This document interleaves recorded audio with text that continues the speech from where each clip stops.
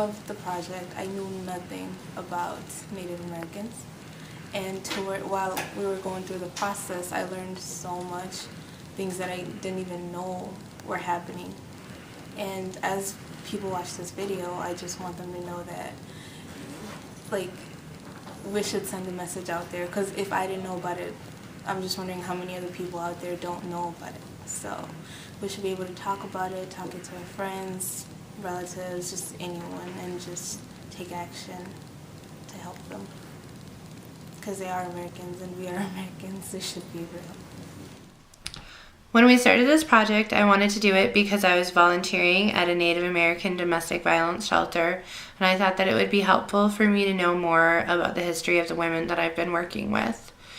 Since we started it, I really feel like my eyes have been opened to things that I had no idea that were going on in this world, and I'm feeling outraged at the tragedy that's occurring and the fact that nobody seems to be doing anything about it.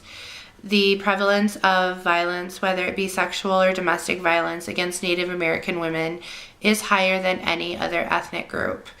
And this is not because Native American men beat their Native American wives. The majority of the violence that we see is actually completely outside of the Native American ethnic group. It's different people who come in, whether they be married or just sexually assaulting the women. What is most important for me, for people to get out of this, is we want to bring a voice to these people because nobody else seems to be speaking up for them. I really hope that everyone who sees this feels the outrage that we felt during what we learned.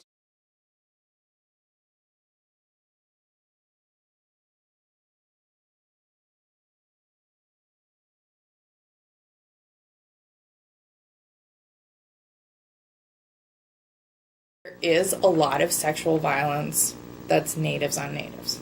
There's more of it that's non-natives on natives. Now, some of that is due to specific targeting that, like we have specific native agencies. Our school, Center School, which is a native school, there are men who just wait outside that school and try and assault young girls. They know they're native. That's who they're going after.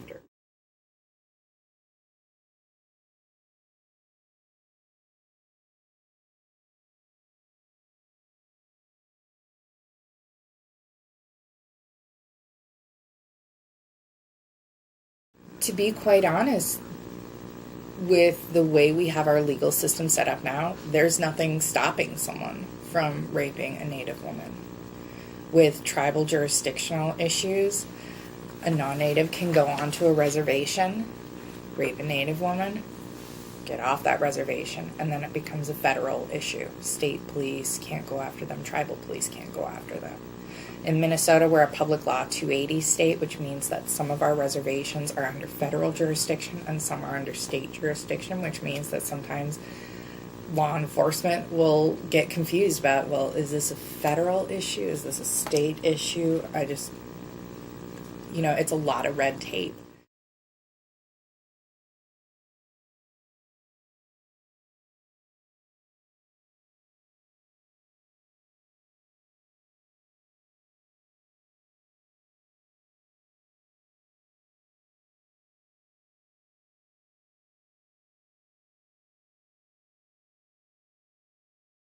Of course, we're going to have our doors open to any woman and family in need who are needing to get out of a situation like that.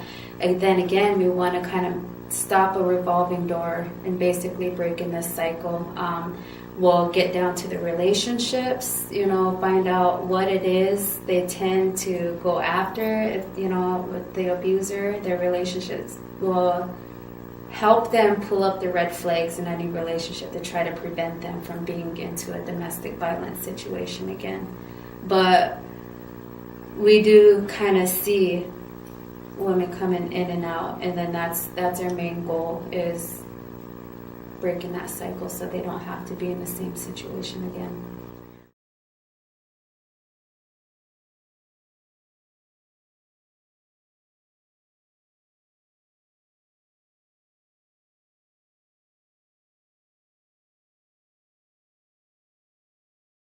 you know, one thing I want people to know is it's not all bad in the Native community. There are so many wonderful things and wonderful people. And yes, there's so much tragedy, but there's so much joy too, and that's what people need to hold on to. That I don't want anyone to walk away from this thinking that Native Americans are people who need to be pitied and those poor things.